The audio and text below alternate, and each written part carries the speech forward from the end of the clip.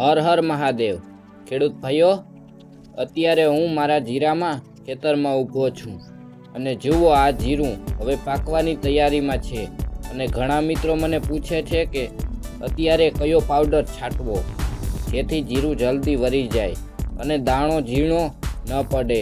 તો આજે હું તમને લાઈવ બતાવીશ કે તમારે શું કરવું।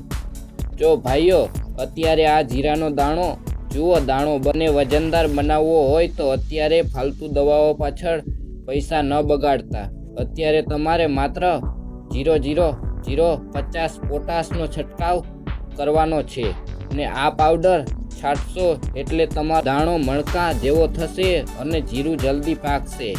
બીજી ખાસ વાત, અત્યારે જીરું પકવવા માટે પાણી આપવાનું સાવ બંધ કરી દેજો।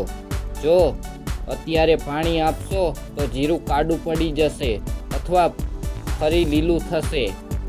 મિત્રો, હું પોતે ગોસ્વામી છું અને મારો અનુભવ છે કે તમને કહું કે છેલ્લી ઘડીએ કોઈ એગ્રોવાળા કે કંપનીવાળા વાતોમાં આવીને મોંઘી ટોકનિક છાંટતા એનાથી તમારો ખર્ચો વધશે પણ વજન નહીં વધે। આપણે ખેડૂતોને સમજવાનું છે કે કઈ દવા ક્યારે છાંટવી।